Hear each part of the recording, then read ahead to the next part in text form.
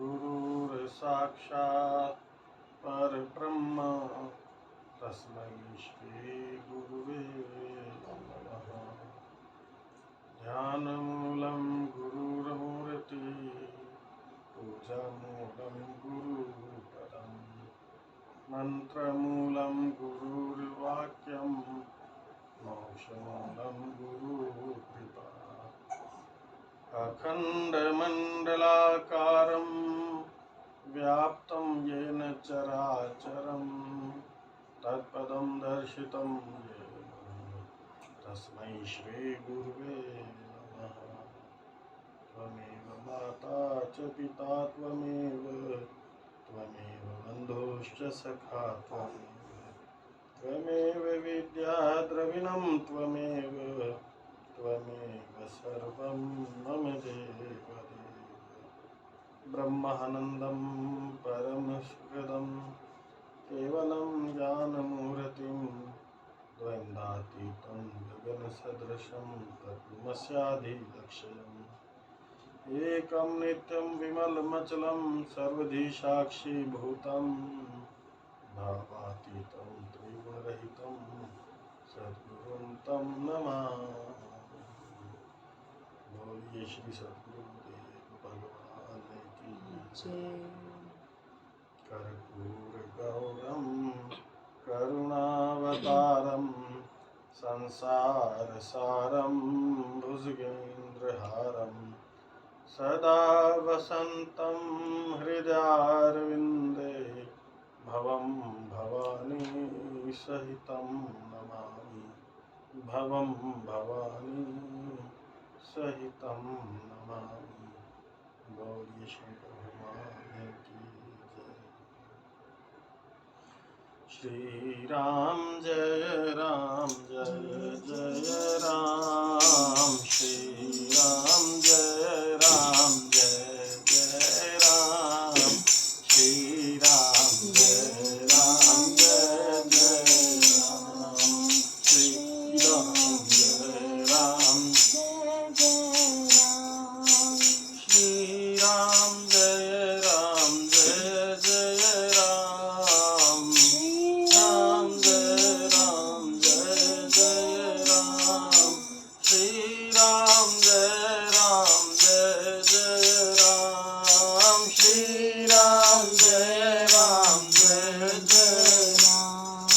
श्री राम जय जय राम। श्री राम जय जय राम। श्री राम जय जय राम। श्री राम जय जय राम। श्री राम जय जय राम। श्री राम जय जय राम। श्री राम जय जय राम। जय जय हनुमान गोसाई। जय जय हनुमान गोसाई। कृपा करो गुरुदेव की नाई। कृपा करो गुरुदेव की नाई। मंगल मूर्ति मारुत नंदन। मंगल मूर्ति मारुत नंदन। सकल अमंगल मूल निकंदन।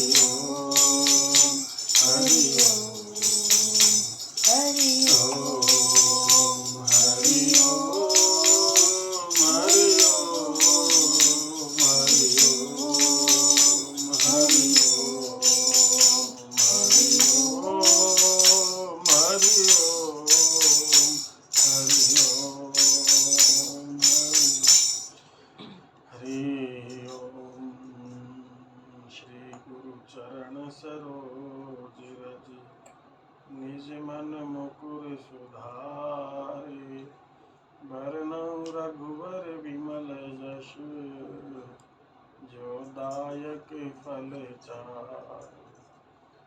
जटा मुकुट सुर सरित सिर, लोचन नलिन विशाल।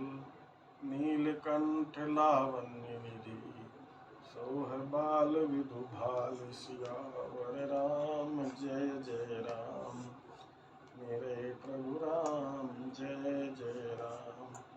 कथा प्रारंभ होत है, सुनो वीर हनुमान।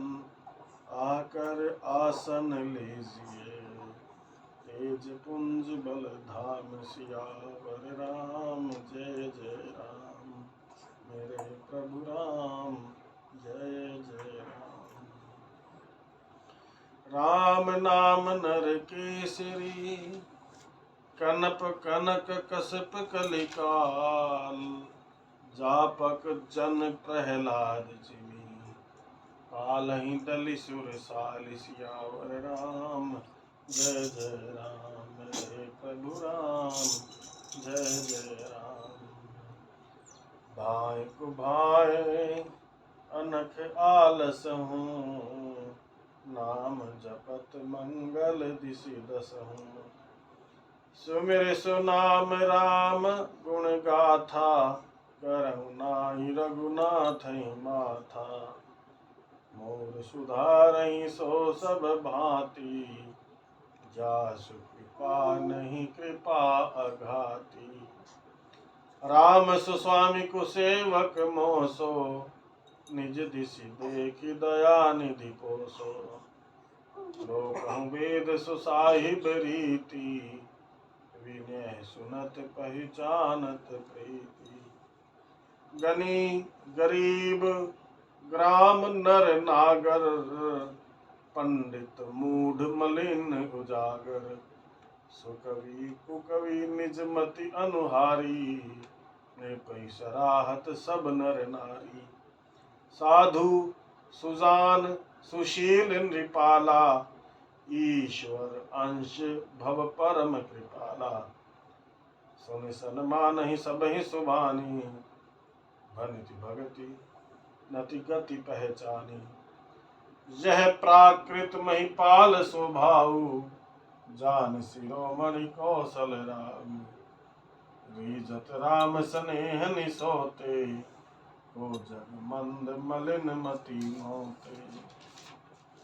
सठ सेवक की प्रीति रुचि, रखे हहीं राम कृपाल। उपल किए जल जान जहीं, सचिव सुमति कपि भाल। सियावर राम जय जय राम, मेरे प्रभु राम जय जय राम। हऊँ कहावत सब कहत, राम सहत उपहास। साहिब सीता नाथ सो, सेवक तुलसीदास। सियावर राम जय जय राम, मेरे प्रभु राम जय जय राम। नित्य नवीन रस को देने वाली श्री राम कथा रूपी अमृत का रसास्वादन करने हेतु उपस्थित रूप आप सभी के हृदय में विराजमान सच्चिदानंद स्वरूप भगवान श्री राम, भक्ति स्वरूप, शक्ति स्वरूप, शांति स्वरूप मां जानकी के चरणों में प्रणाम। जय श्री राम, जय श्री राम।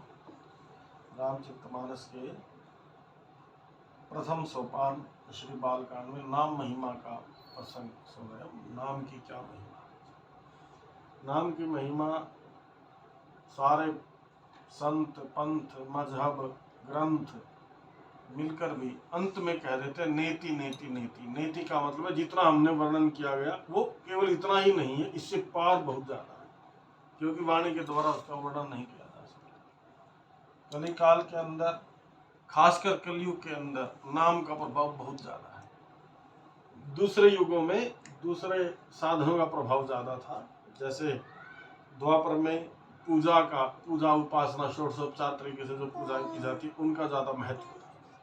त्रेता युग में यज्ञ का महत्व ज्यादा था और सतयुग में योग साधना और ध्यान का महत्व ज्यादा था। ये सारे साधन हर युग में बने रहते हैं, लेकिन कलयुग के अंदर दूसरे साधन इतने अधिक फलीभूत नहीं होते जितना नाम सुमिरन कीर्तन फलीभूत होता है। इसलिए राम जी का नाम राम जी से भी बड़ा है, भगवान से बड़ा भगवान का नाम है। राम से बड़ा राम का नाम, राम से बड़ा राम का नाम। अंत में निकला ये परिणाम, अंत में निकला ये परिणाम, राम से बड़ा राम का नाम, राम से बड़ा राम का नाम। सुमरिय नाम रूप बिन देखे कोड़ी लगे न दाम, सुमरिय नाम रूप बिन देखे कोड़ी लगे न दाम। नाम के बांधे चले आएंगे, नाम के बांधे चले आएंगे, एक दिन सीता राम, राम से बड़ा राम का नाम, राम से बड़ा राम का नाम। नाम नामी को चिंता रहती है, नाम न हो बदनाम, नामी को चिंता रहती है, नाम न हो बदनाम। द्रौपदी ने जब नाम पुकारा, घट आए घनश्याम, राम से बड़ा राम का नाम, राम से बड़ा राम का नाम। अंत में निकला ये परिणाम, अंत में निकला ये परिणाम, राम से बड़ा राम का नाम, राम से बड़ा राम का नाम। दो दिल वाले डूब जाएंगे, जिस दिल में नहीं राम, वो दिल वाले डूब जाएंगे, जिस दिल में नहीं राम। वो पत्थर भी तैरे थे जिन पर लिखा राम का नाम, राम से बड़ा राम का नाम, राम से बड़ा राम का नाम। न था सिंह दास बनूं उसका हूँ बेदाम गुलाम, न था सिंह दास बनूं उसका हूँ बेदाम गुलाम। सुबह को सीता राम जपो भाई, शाम को राधे श्याम, राम से बड़ा राम का नाम, राम से बड़ा राम का नाम। अंत में निकला ये परिणाम, अंत में निकला ये परिणाम, राम से बड़ा राम का नाम, राम से बड़ा राम का नाम। राम जी से बड़ा भी राम का नाम है। जैसे पिछली बार कथा में हमने सुना कि सगुण साकार ब्रह्म से भी बड़ा और निर्गुण निराकार ब्रह्म से भी बड़ा राम के नाम का महत्व है। क्योंकि जब गोस्वामी तुलसीदास जी ने निर्गुण निराकार ब्रह्म की जब निरूपण किया तो उसमें बताया कि जब एक है, अनीय है, अरूप है, सच्चिदानंद है, अविनाशी है और घटघटवासी है, और सच्चिदानंद उसका स्वरूप है, आनंद उसका स्वरूप है। जब ऐसा सच्चिदानंद घटघटवासी अविनाशी सबके हृदय में बसता है, फिर भी जीव दुखी क्यों है? और उसका दुख नाम जपन से दूर हो जाता है। इसलिए निर्गुण निराकार ब्रह्म से ज्यादा महत्व नाम का है। फिर सगुण साकार ब्रह्म की विवेचना करी कि राम जी कैसे सगुण साकार रूप में आए और उन्होंने क्या क्या कार्य किए इस धरा पर आकर। उनसे बहुत बड़े कार्य इस कलयुग के अंदर राम का नाम कर देता है। इसलिए नाम का महत्व। राम नाम नर केसरी कनक कसी कलिकाल, जापक जन प्रहलाद जिमी, जापक जन प्रहलाद जिमी पाल ही दली सुरसा। राम का नाम अपने सेवकों की रक्षा करता है अगर उसका प्रहलाद जैसा उसका भाव बन जाए। तो राम का नाम तो लें, हरि का नाम तो लें, अब समस्या आती है किस विधि से लें, कोई उसकी विधि हो। तब नारद जी ने भी एक स्थान पे जब ये प्रश्न किया था ब्रह्मा जी से, तो ब्रह्मा जी ने अपने पुत्र नारद को कहा कि ये जो कलयुग का जीव है ना, ये क्या साधन कर लेगा कलयुग का जीव। क्योंकि अल्प बुद्धि है, अल्पायु है, और जीवन इसके सहारे बैठ जाए, वहां बैठ जाओ आराम से, जैसे ठीक हूँ, अनुकूल हो। बस ठीक हूँ, वो तो हो ही रहा है। अल्प बुद्धि है हमारी, अल्पायु है, कलयुग के पाप रूपी समुद्र में हमारा मन हमेशा मछली की तरह विचरण करता है, तो क्या विधि कर लेंगे हम। तब ब्रह्मा जी ने कहा, और यहाँ गोस्वामी तुलसीदास जी कहते हैं रामचरितमानस में कि ना विधि, कोई विधि कैसे भी करके आप नाम जपो, आप अपवित्र हो और नाम जपते हो तो वो नाम आपको अपने आप ही पवित्र कर देगा। नाम में इतनी ताकत है। पहले हम पवित्र हो जाएं, पहले हम नहा धो लें, बिल्कुल तैयार तुर हो गए, तब बैठे हैं, तो नाम की क्या महिमा है। नाम की महिमा, इसका मतलब ये नहीं है कि हमें नहा धो के नहीं बैठना चाहिए, वो सब, अगर नहीं बैठ सकते हो तो लेट के, उठ के, बैठ के, नाम की बहुत भारी महिमा है। इसलिए गोस्वामी तुलसीदास जी ने खास उपाय लिखी, भाए कुभाए अनख आलस हूँ, नाम जपत मंगल दिशि दस हूँ। दसों दिशाओं में मंगल होता है राम का नाम जपने से, परमात्मा का नाम जपने से। इसलिए नाम तो पहले एक बार वैखरी से नाम लिया जाता है। वैखरी का मतलब होता है कि जब हम नाम बोलते हैं तो सामने वाले को पता चलता है, जैसे वाहेगुरु वाहेगुरु वाहेगुरु वाहेगुरु, इसको वैखरी बोलते हैं। श्री राम जय राम जैसे मंगलाचरण करते हैं। वैखरी से फिर धीरे धीरे मध्यमा में आ जाता है। मध्यमा में हृदय से बोलना शुरू हो जाता है, होठ भी नहीं उठते। सुमिरन ऐसा कीजिए खरे निशाने चोट, मन ईश्वर में लीन रहे हीरे ना जिव्या होठ। फिर शांत अवस्था में बैठ आराम से, जिस भी जैसे भी बैठा है उसकी होठ भी नहीं हिलते, हृदय से ही उसका अपने आप ही जब चलना प्रारंभ हो जाता है। उसको श्वासों श्वास की माला बोलते हैं, माला श्वासों श्वास की जगत भगत के बीच। तो प्रेम से जब, कुभाव से जपने से, आलस्य से जपने से, दुश्मनाई से जपने से भी अगर दसों दिशाओं में कल्याण होता है तो उसको प्रीति पूर्वक जपे तो कितना कल्याण होगा। इसलिए परमात्मा का नाम प्रेम पूर्वक लेना चाहिए, आनंद से लेना चाहिए। अथवा तो आनंद से भी अगर नहीं लेंगे तो नाम लेते लेते आप आनंदित हो जाएंगे। जैसे जब किसी को सूखा रोग होता है ना, या बुखार होता है, तो उसको जब मिश्री खिलाते हैं तो मिश्री उसको मीठी नहीं लगती, लेकिन उसका इलाज वही है। जैसे जैसे उसका रोग मिटता जाएगा मिश्री मीठी लगती जाएगी। अगर वो पहले ही ये कह दे कि मिश्री तो मीठी लगती नहीं मेरे को, और वो स्टार्ट ही ना करे, तो उसका रोग ठीक होगा नहीं। इसलिए सूखा रोग को मिटाने के लिए मिश्री एक बार जब मुंह में डालेगा तो उसको मीठी नहीं लगेगी, लेकिन धीरे धीरे धीरे धीरे वो रोग दूर हटता जाएगा। और मिश्री, तो राम नाम की औषधि खरी नियत से खाए, रोग शोक व्यापे नहीं महारोग। गोस्वामी तुलसीदास जी ने लिखा व्यापन, ये नहीं लिखा कि रोग शोक हमें नहीं, भगत को भी होती है ये चीजें। अगर कोई भगवान का भजन करता है, ऐसा नहीं है कि उसको ये रोग नहीं होते हैं या उसका शरीर मरता है, उसको भी होता है, लेकिन वो व्यापता नहीं है। गोस्वामी जी ने लिखा रोग शोक व्यापे नहीं। व्यापने का मतलब है कि मेरे में दर्द है, ये मूर्खता वो नहीं करता, वो कहता मेरे शरीर में दर्द है, मैं इसे न्यारा,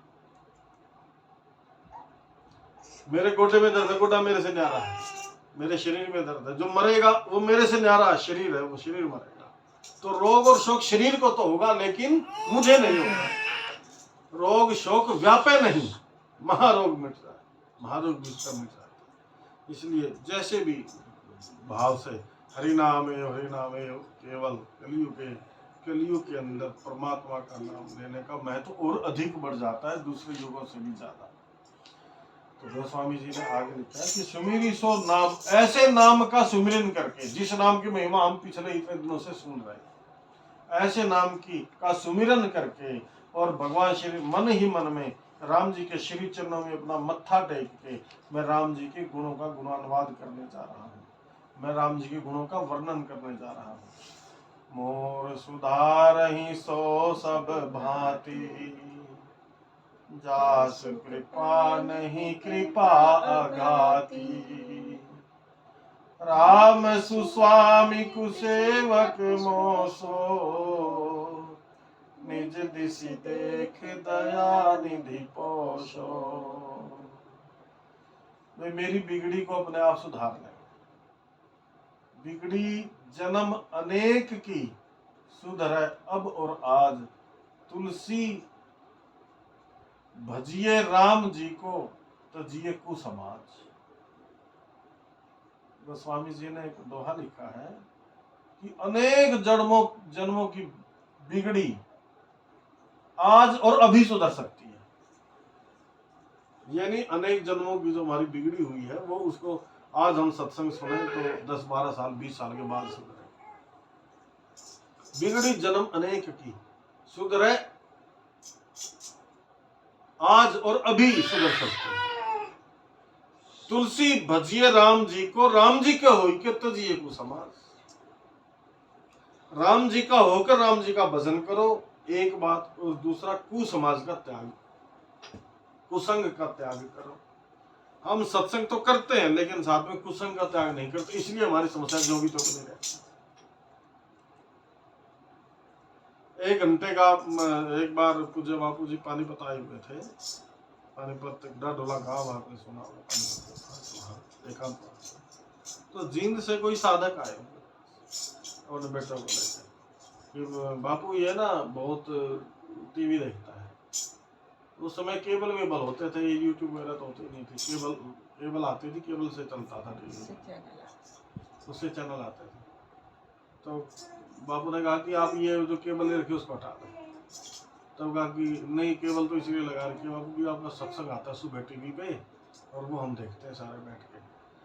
तो बापू जी ने कहा कि तुम 1 घंटा सत्संग देखते हो, 23 घंटे उसे कुसंग देखते हैं, तो इसलिए वो असर नहीं करता, उसको हटा दो, केबल को ही हटा दो वहां से, क्योंकि कुसंग ना जल्दी पकड़ता है।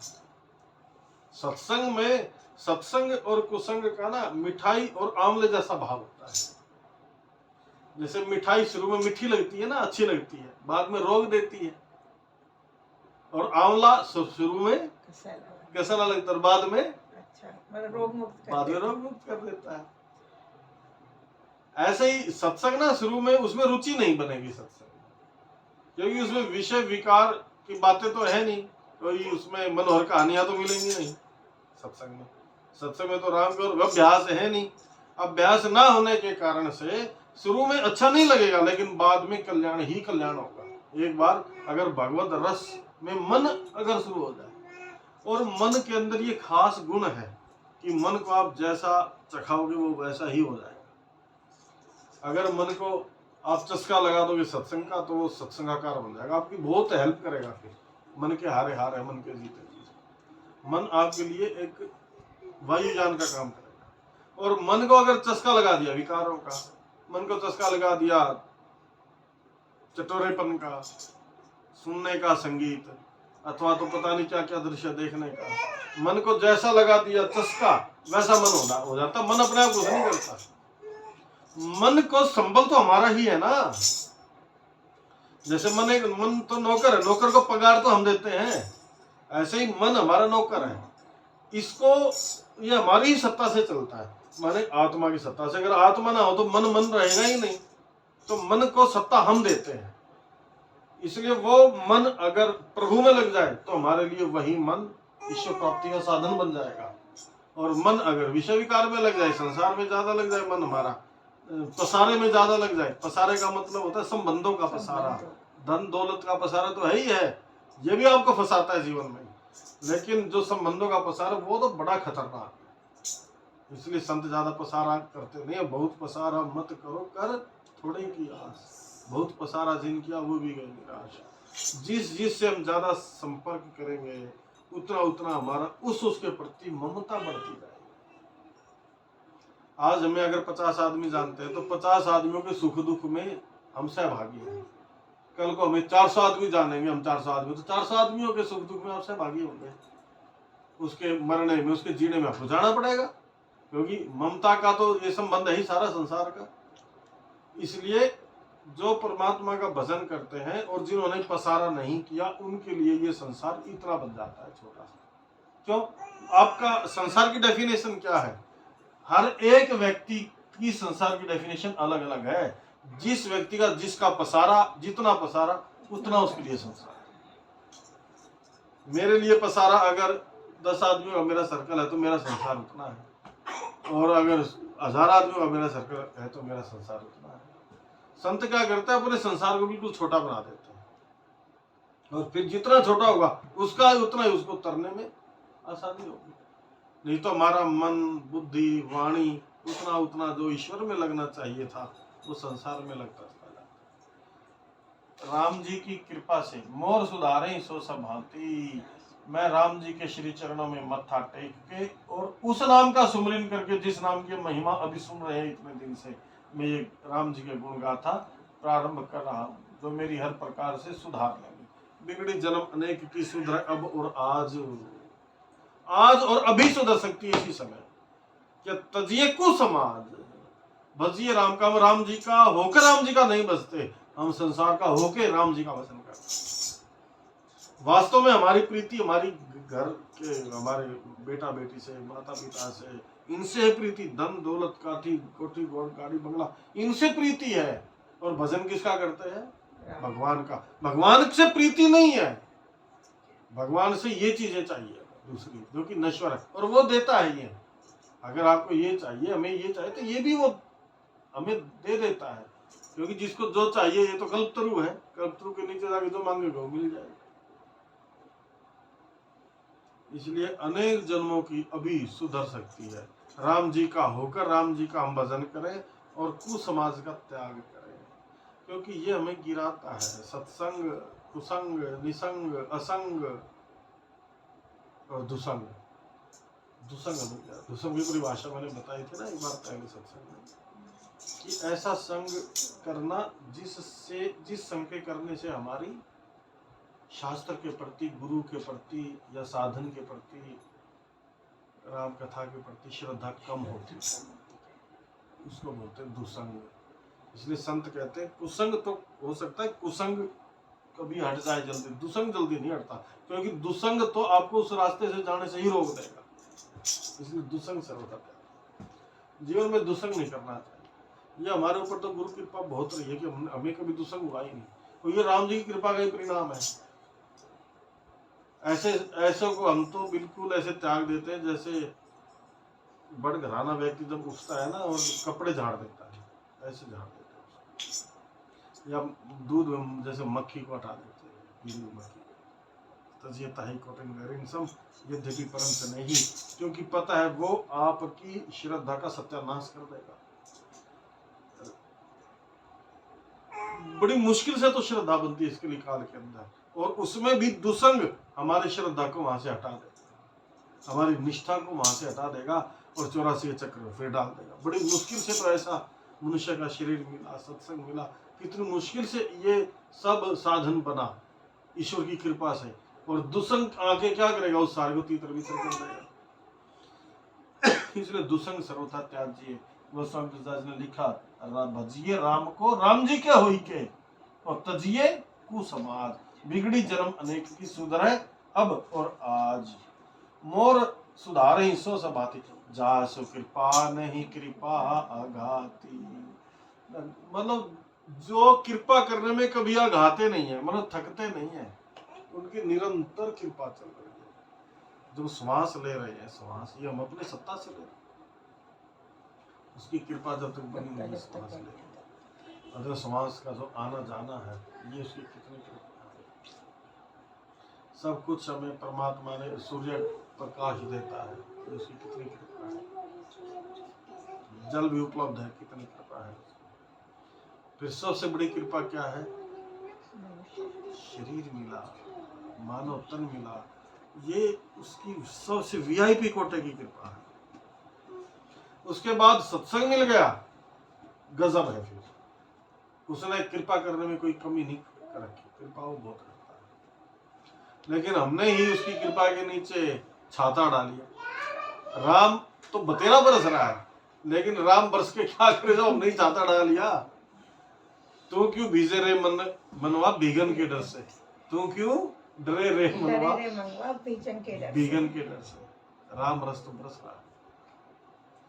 तो कृपा भी 4 प्रकार की होती है मूलतः। फिर एक कृपा बनती है, एक होती है राम कृपा, गुरु कृपा, शास्त्र कृपा और निज कृपा। अगर निज कृपा नहीं है, हम अपने आप पर की, इसलिए संत कहते हैं भाई अपने आप पर भी कृपा करो खुद। जैसे अगर कोई किसान फसल चाहता है तो उसके लिए क्या जरूरी है? सबसे पहले तो उसके लिए बीज, खाद, मिट्टी, स्थान, ये जरूरी है। फिर सूर्य का प्रकाश भी चाहिए, फिर सिंचाई भी चाहिए, और फिर खुद किसान उठ के वहां जाके वो बीज बोए, मेहनत करे, उसको काटे, ये काम भी चाहिए। अब खाद बीज भी है आपके पास, जमीन भी है आपके पास, सूर्य का प्रकाश भी है और जल भी है, लेकिन किसान ही खेत में पड़ा रहे तो तब भी फसल नहीं होगी।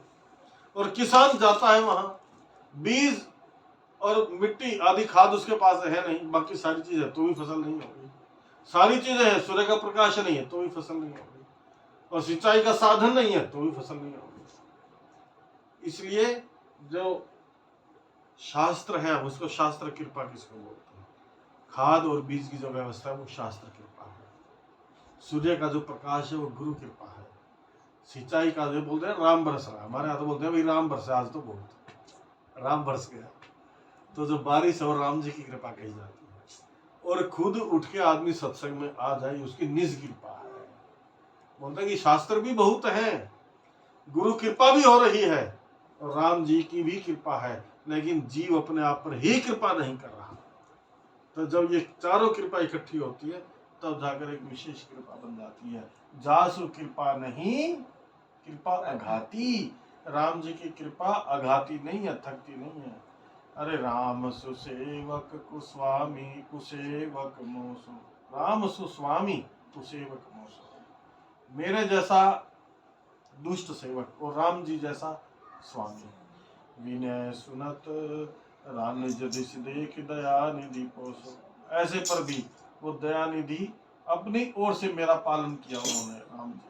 हमारे हम अगर अपने पापों की तरफ देखें ना जीवन में, तो हमारे कदम राम जी की तरफ चलते ही नहीं है, लेकिन राम जी कृपा करते हैं हमारे ऊपर। इसलिए राम जी परमात्मा कृपा साध्य है कि साधन साध्य है?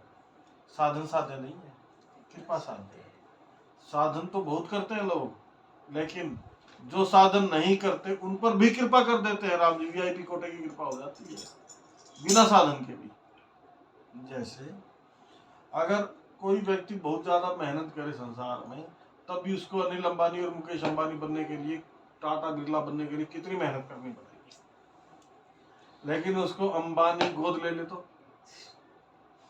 अनिल अंबानी मुकेश अंबानी अगर हमें गोद ले ले तो जो उसका वो सारा ही हमारा है, फिर हमें अलग से कुछ करने की जरूरत नहीं है।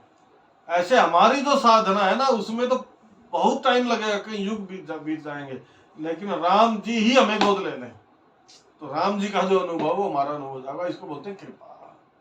एक होती है साधन, इसलिए साधन साध्य नहीं है राम जी। राम जी तो वाहिगुरु जी तो कृपा साध्य है, और उनकी कृपा कितनी, उनकी लगातार कृपा हो रही है। जासु कृपा नहीं कृपा अघाती। लोक हूँ वेद सुसाहिब रीति, विनय सुनत पहचानत प्रीति। गनी गरीब ग्राम नर नागर, पंडित मूड मलिन उजागर। सुकबी कुकबी निजमति अनुहारी, निर्भय सराहत सब नर नारी। इस लोक की बात बताई गई। गोस्वामी जी ने कहा कि लोक में और वेदों में ऐसी रीति है कि हर एक व्यक्ति अपने अपने अनुसार अपने स्वामी को रिझाने की कोशिश करता है। चाहे कोई अमीर हो, गरीब हो, गंवार हो, पढ़ा लिखा हो, पंडित हो, मलिन हो, उजागर हो, सुकवि हो, अच्छा कवि हो, निज मति अनुहारी। वो अपनी अपनी मति के अनुसार राजा की सराहना करते हैं। अब तो लोकतंत्र हो गया ना, पहले तो लोकतंत्र नहीं था, राजशाही थी, तो उस जिस समय ग्रंथ लिखा गया तो अपनी अपनी मति के अनुसार सब राजा का गुणगान करते थे। चाहे कोई गरीब है, चाहे अमीर है, चाहे पढ़ा लिखा है, चाहे अनपढ़ा है, अपनी अपनी बुद्धि के अनुसार करते। फिर राजा उस पर विचार करके उसके भीतर के प्रेम को देखकर उस पर कृपा करता है। ये तो साधारण राजा का हाल है, वो तो राजाओं का राजा है, उसका नाम राम है। इसलिए कहा कि जो साधारण राजा का ऐसा हालत है, सुनी सनमानी सब ही सुबानी, और सबकी बात को सुनकर उनकी वाणी भक्ति विनय और भीतर की चाल को देखकर उनका यथा योग्य सम्मान करता है। लेकिन यह प्राकृत महिपाल स्वभाव, प्राकृत माने धरती के जो राजा हैं उनका स्वभाव ऐसा है, लेकिन जान शिरोमणि कौशल राहु, राजाओं के राजा भगवान श्री राम तो कौशलाधीश। श्री राम जी चतुर शिरोमणि है। श्री राम जी तो विशुद्ध प्रेम से ही रीझते हैं। रीझत राम स्नेह निसोते। राम जी तो प्रेम से रीझते हैं। को जगमंद मलिन मति मोते।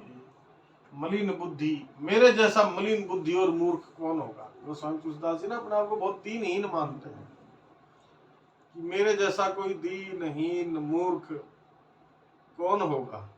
लेकिन एक बाण के उड़ना निधान की सोपी जाके गति नान की। राम जी अगर रीझते हैं तो केवल प्रेम से रीझते हैं। प्रेम बहुत जरूरी है। जितने भी हम साधन करें, अगर हमारे भीतर उस इष्ट के प्रति, अपने गुरु के प्रति, या अपने ग्रंथ के प्रति, या अपने साधन के प्रति, जो भी हम साधन करते हैं उसमें अगर प्रेम ना हो। किसी किसी का नियम है भाई, वो मंदिर में जाएगा, वहां पे पीपल के पेड़ पे जल देगा, अगर उसका वो प्रेम ना हो, केवल एक क्रिया हो, तो वहां से कोई लाभ। प्रेम होना जरूरी है। रामचरितमानस के प्रति भी हमारा प्रेम होना जरूरी है। ग्रंथ के प्रति हमारा प्रेम होना जरूरी है। परमात्मा के प्रति प्रेम होना जरूरी है। और प्रेम का पहला लक्षण ये होता है कि प्रेम अपने लिए कुछ मांगता नहीं है। प्रेम में केवल देना देना होता है। प्रेम में बोझा नहीं होता।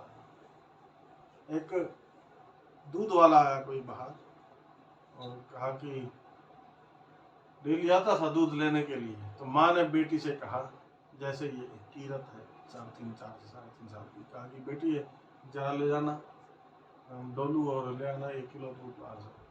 तो बच्ची ने कहा माँ से कि मेरे बस का नहीं, मेरे से नहीं उठेगा। माँ ने सोचा कि वो ठीक है, ज़्यादा है दूध नहीं उठेगा। तो माँ चली गई नीचे दूध लेने के लिए आई, और जब वापिस आई तो एक उसका छोटा भाई और था साथ में, 2-4 महीने का, 5 महीने का। अब आकर देखा अपने घर में ना तो वो बच्ची दिखाई दी, ना बच्चा दिखाई दिया, बेटा दिखाई दिया। मन में चिंता हुई, घबराई और आवाज दी कि गुड़िया मुन्नी कहाँ है। तीसरी मंजिल से आवाज आई ऊपर छत से कि माँ मैं यहाँ हूँ, कि भैया भी यहाँ है। कि भैया को कैसे लगी, कि गोद में ले आई। अरे 1 किलो दूध तेरे से नहीं आया और तू 4 किलो के बेबी को, 5 किलो के बेबी को लेकर ऊपर तीसरी मंजिल पे चढ़ गई। तो वो बच्चा कहने लगा कि माँ भैया में बोझा नहीं है। उसमें 1 किलो दूध में बोझा था, लेकिन भैया में बोझा नहीं है। प्रेम में बोझ नहीं होता। प्रेम में तो दिया जाता है, प्रेम में लिया नहीं जाता। इसलिए सच्चा प्रेम तो वो है। संसार में जो प्रेम किया जाता है वो प्रेम नहीं है, वो तो स्वार्थ है, वासना है। हम किसी से प्रेम करते हैं, सोच ले ये हमारा काम आएगा। हम किसी के काम आते हैं तो मन में पहले ये बुद्धि बन जाती है ये हमारा काम आएगा। हम रिलेशन भी उससे बनाना चाहेंगे, पहले मन में ये आ जाता है कि ये हमारा काम आएगा, इससे उससे रिलेशन बना लेते। अड़ी भीड़ में ये काम आओगा, जब फलाना दुख पड़ेगा ये काम आओगा। कोई नहीं काम आता है, राम काम आता। जब छूट जाते सारे, दामन उसी का पकड़ो, सब छोड़कर सहारे। बिन राम नाम ना कोई भव से पार तारे। जिस समय अकेला होगा ना और भबुक भबुक ये बाल जल रहे होंगे, हड्डियां ऐसे जलते थे, लकड़ जल रहे होंगे, उसमें तेरे कौन काम आएगा। केवल ईश्वर काम आएगा। उसमें केवल राम का नाम और जो साधन किया है केवल वो तेरे काम आएगा। तू अकेला जाएगा लेकिन तेरे साथ वो नाम की कमाई जाएगी। है राम काम आता जब छूट जाते सारे। तो संसार में कहने वाले ना, ओए तुसी क्यों चिंता करते हो, असी है ना, पता चलता है कि वो ही चले गए। यहाँ कोई किसी का सारा, राम तो केवल प्रेम से रिश्ते हैं। प्रेम में बोझा नहीं होता। प्रेम ना खेतों उपजे, प्रेम ना हाट बिकाए। राजा चाहे प्रजा चाहे शीश दिए ले जाए, अपना शीश दो और प्रेम ले जाओ। शीश देने का मतलब अहंकार विसर्जित करना। जैसे सिर को झुका लिया राम जी के प्रेम, राम जी के इष्ट के, उसको एक साधारण सेवक भी अगर अपने स्वामी को रिझा ले उसकी तनख्वाह बढ़ा देता है। अगर स्वामी के हृदय में, सेवक सेठ के हृदय में अगर नौकर जगह बना ले तो सेठ पता नहीं क्या दे दे उसको, और वो तो सेठों का सेठ है। उसके हृदय में अगर कोई जगह बना ले तो वो पता नहीं क्या क्या क्या। इसलिए जी का ना, हमारे बापू जी एक बार बता रहे थे कथा में, कुरुक्षेत्र में मैंने जिक्र किया था ना, वहाँ पे जो अपना ब्रह्म सरोवर है, तो ब्रह्म सरोवर पे 2005 में शायद सितंबर की बात है, तो 3 दिन का वहाँ ध्यान योग शिविर था। सिंचाई विभाग का गेस्ट हाउस है वहाँ पे। तो वहाँ कुछ जवापुर के हुए थे, उनके साथ हमें रुकने का मौका मिला पूरी रात। मुश्किल से 2-4 आदमी थे बस, तो हमें लाखों की भीड़ में हमने बड़ी सेवा मतलब की है, बापू जी के साथ रहे काम। तो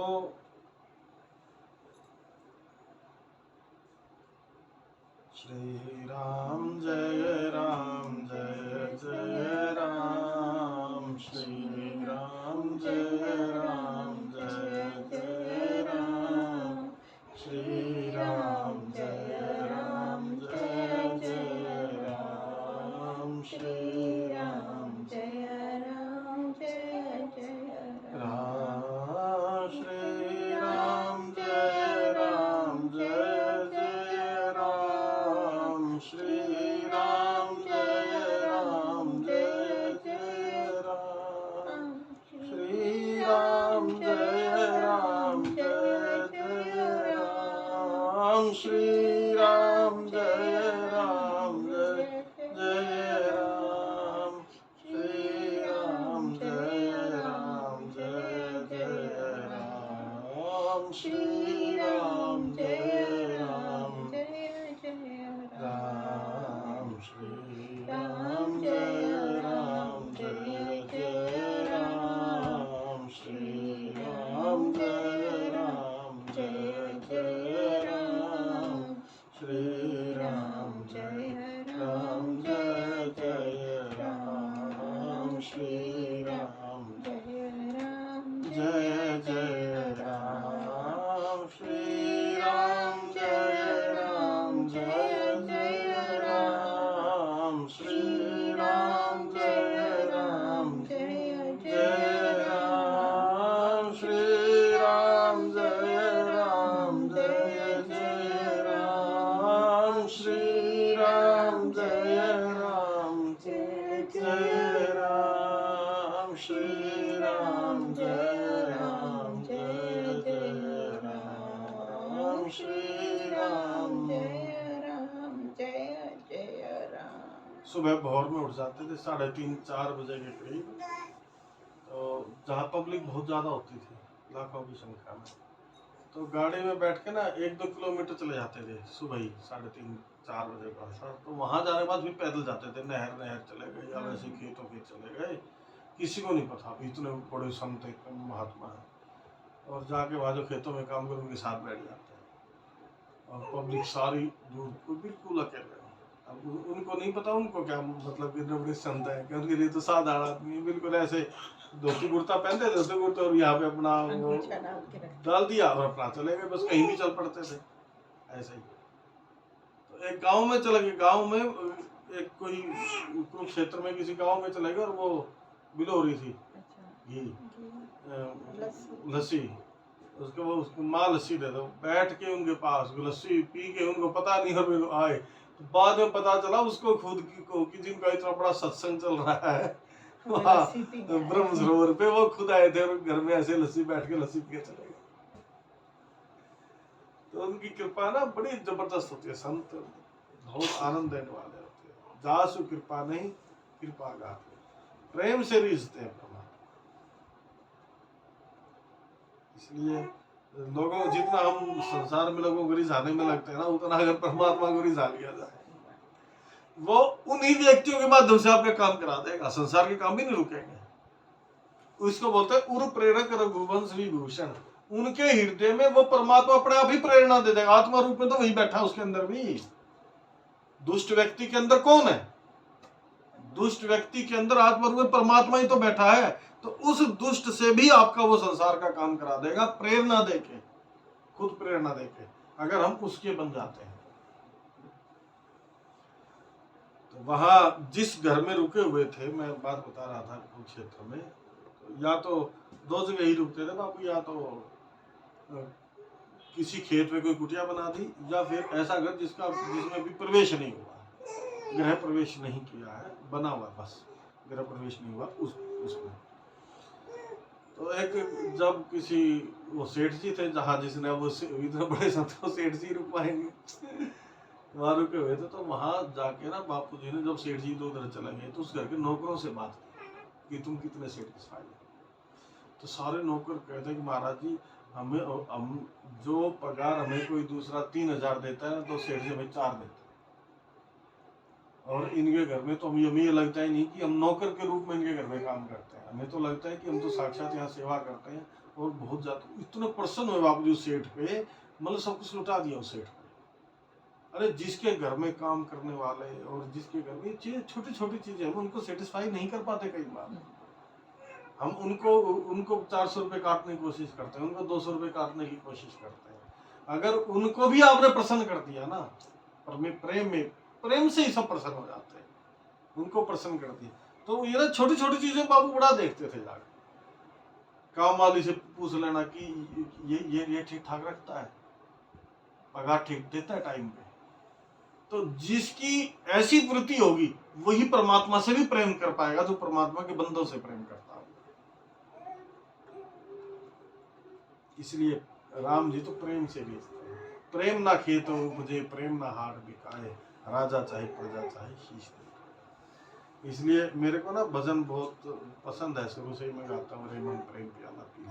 अकेले में गाने का भजन है, बिल्कुल अकेले में अपने मन को, जो भी भजन सुनाया जाता है मन को सुनाया जाता है, खुद के मन को सुनाया जाता है, मन को समझाया जाता है कि रे मन प्रेम पियाला पी ले, रे मन प्रेम पियाला पी ले, प्रेम पियाला पी ले,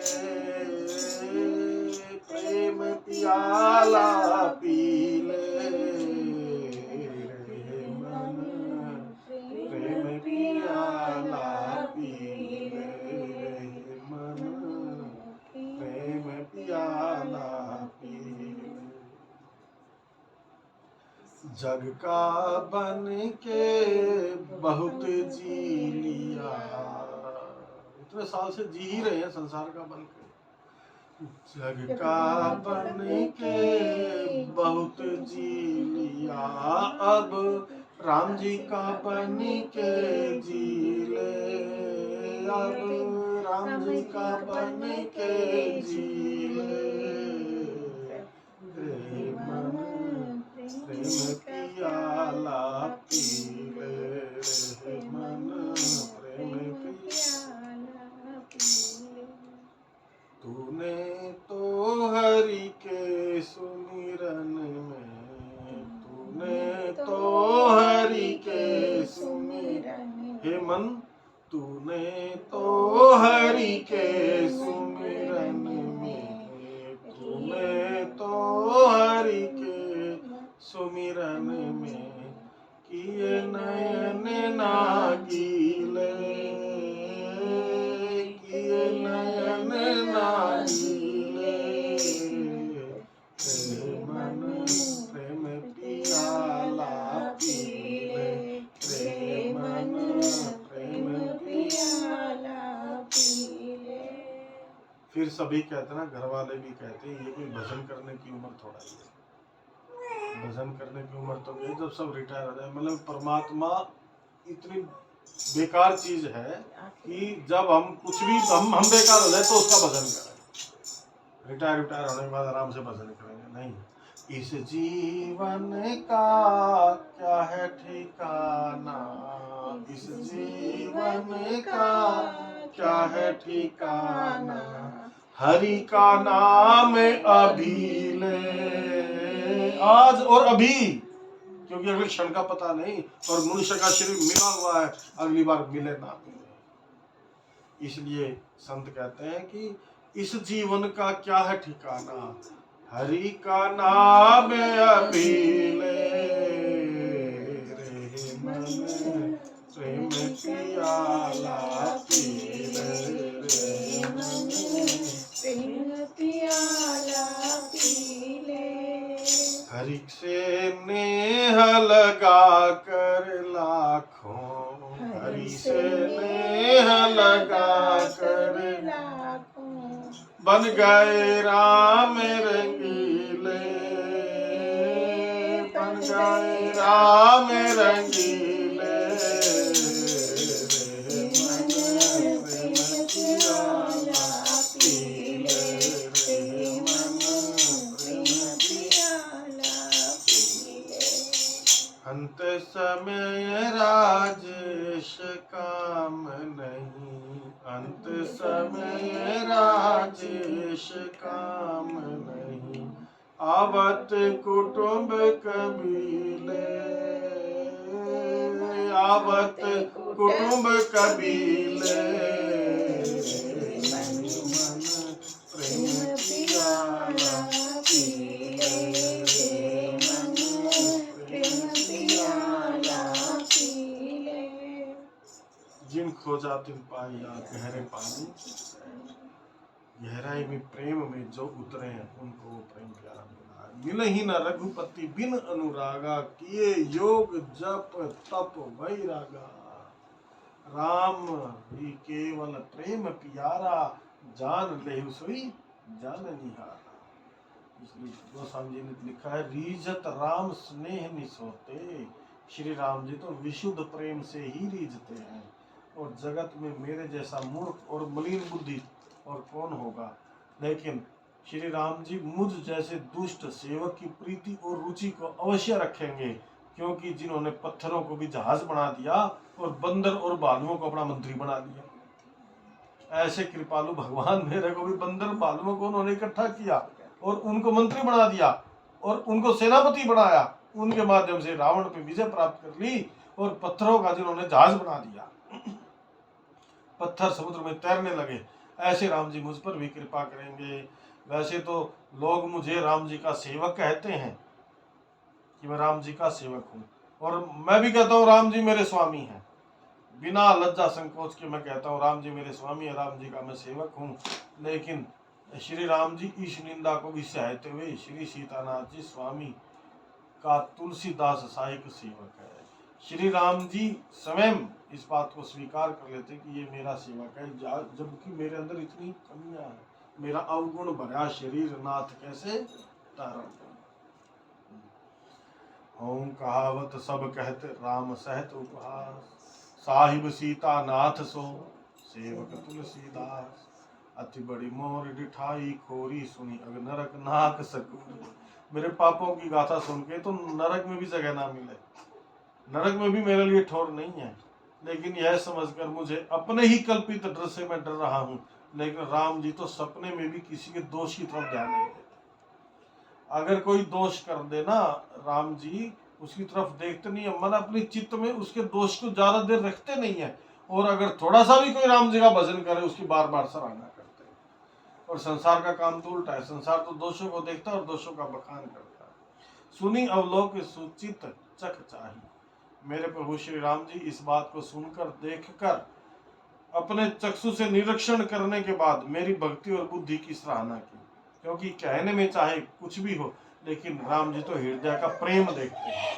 ऊपर से हम जो मर्जी कहते रहे, हृदय में तो अपने को उनका सेवक बनने योग्य नहीं मानकर भी पापी और दीन माने हम बेशक, लेकिन अगर हमारे हृदय में राम जी के प्रति प्रेम है, अच्छापन है, तो राम जी रीझ जाते हैं। रहती ना प्रभु चित चूक किए की। प्रभु जी चित्त में अपने भक्तों की हुई भूल को याद नहीं रखते, लेकिन उनके किए हुए अच्छाई को 100 बार याद करते हैं। पाप के कारण उसका उदाहरण बताया बाली और विभीषण। बाली के वध के बाद सुग्रीव ने भी वही काम किया जो बाली करता था, लेकिन फिर भी सुग्रीव के दोषों की तरफ ध्यान नहीं दिया, सुग्रीव का कल्याण किया। विभीषण ने भी राम लंका का जब राजा बना दिया था विभीषण को, विभीषण ने भी वही काम करने शुरू कर दिए थे जो रावण कर रहा है, लेकिन फिर भी विभीषण की बुद्धि फेर दी, उसको अपना प्रेमी, क्योंकि मेरा प्रेमी है वो, उसके दोषों की तरफ ध्यान ना देकर उसके प्रेम की तरफ ही ध्यान दिया। अरे राम जी को देखिए, आगे बताया गया कि झांकी में कि अरण्यकांड में राम जी नीचे बैठे हैं पेड़ के नीचे, और पेड़ पे बैठे लंगूर या बंदर सारे जो राम जी की सेना थी। तो गोस्वामी तुलसीदास जी कहते हैं राम जी नीचे बैठे, उनके सेवक सिर पे बैठे, ऊपर बैठे, किसी की पूंछ लटकी हुई है राम जी के सिर पे लग रही है, कोई उस पे लग रही है, मुंह पे लग रही है राम जी के, लेकिन प्रभु श्री राम जी वृक्ष के नीचे और बद्र डाली पर बैठे, मतलब कहा तो मर्यादा पुरुषोत्तम भगवान श्री राम सच्चिदानंद घन स्वरूप राम जी, और कहा पेड़ों की शाखाओं पर कूदने वाले बंदर, ऐसे बंदरों को भी अपने समान बना लिया राम जी ने। तुलसीदास जी कहते हैं कि श्री राम जी सरीखे शील निधान स्वामी और कौन हो। हे श्री राम जी, आपकी अच्छाई से सभी का भला है, अथवा अर्थात आपका कल्याण में स्वभाव सभी का कल्याण करने वाला है। आपका स्वभाव ही ऐसा है कि आप किसी के दोष को अपने चित्त में नहीं रखते, और एक बार भी जो आपका भजन कर लेता है उसको कभी हर सभा में जाकर उसका बखान करते हो। यदि यह बात सच है तो मैं निश्चित रूप से कहता हूँ कि तुलसीदास का भी कल्याण ही होगा। अगर राम जी में ये गुण है तो फिर तो मेरे ऊपर भी जरूर कल्याण करेंगे गोस्वामी तुलसीदास जी। यही विधि निज गुण दोष कही, सहित सबही सिर नाई, बरनऊ रघुवर विशद जस, सुनी कलि कलुष नसाई। इस प्रकार अपने गुण और दोषों को कहकर, गुण और दोष कौन से बताए? गुण तो एक ही बताया कि मेरे राम जी में, मेरे हृदय में राम जी के प्रति प्रेम और भक्ति है, और मेरे कर्म तो पापों से भरे हुए हैं मेरा सारा जीवन। लेकिन अपने गुण दोषों को कहकर आदमी को ना अपने गुण और दोष कह देना, गुण तो भले ही ना कहे, दोष जरूर कह देने, हम दोष नहीं कहते। हम अपने गुणों का बखान तो कर लेते हैं, लेकिन हमारे अंदर कितने पाप है, कितने दोष, हम बखान नहीं करते। कोई ऐसा स्थान हो, कोई ऐसा संवाद जहाँ हम अपने, अगर जगत के सामने करोगे ना तो 80% people will not bother you, 19% people will laugh on you. कोई एक संत महात्मा ही होते हैं जिसके सामने आप अपने दोषों का वर्णन कर सकते हो ताकि उन दोषों को हटा सके इस भाव से, बाकी तो हंसते हैं लोग। बरनऊ रघुवर विमल जस। तो फिर मैं इस सिर नवाकर राम जी के सुंदर यश का वर्णन करता हूँ, जिसके सुनने से कलयुग के सारे पाप नष्ट हो जाते हैं। अब आगे जहाँ तक आज कथा करेंगे सिर्फ हम 29 दोहे तक, इसके बाद के प्रसंग में बताएंगे कि ये कथा मेरे तक पहुंची कैसे। गोस्वामी तुलसीदास, ये जो रामचरितमानस की कथा किस किस को कैसे कैसे मिली, भगवान शंकर ने किसको दी, उसने किसको दी, उसने किसको दी, क्योंकि ये गुरु परंपरा से ज्ञान आगे नीचे ऐसे उतरता है। जैसे भगवान कृष्ण कहता है ना अर्जुन को, पहले ये मैं, सबसे पहले मैंने ज्ञान सूर्य को दिया। इस प्रकार ये ज्ञान सूर्य को दिया, फिर आगे ये ज्ञान चलता रहा।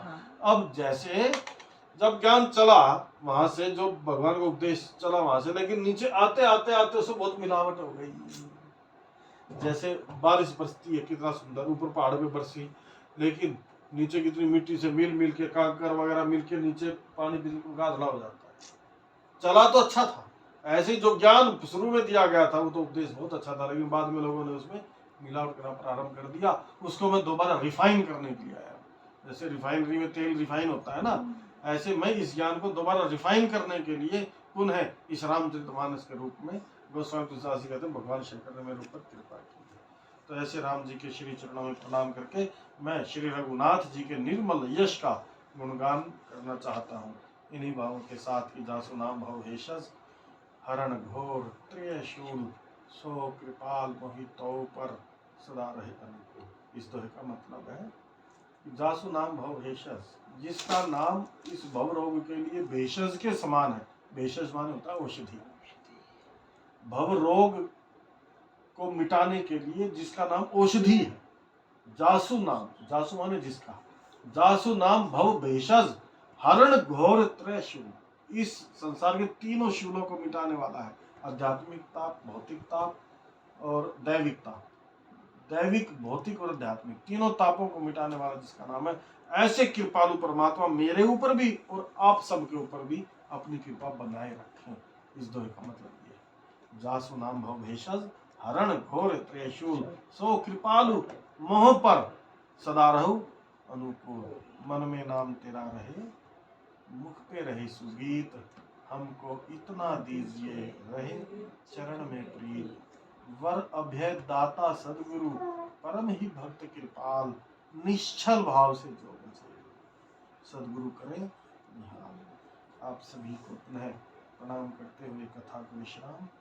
कथा सदा होती रहे, सुनो वीर हनुमान, श्री राम लखन सहजान की, करहु सदा कल्याण। श्याम राम जय जय राम, मेरे प्रभु राम जय जय राम।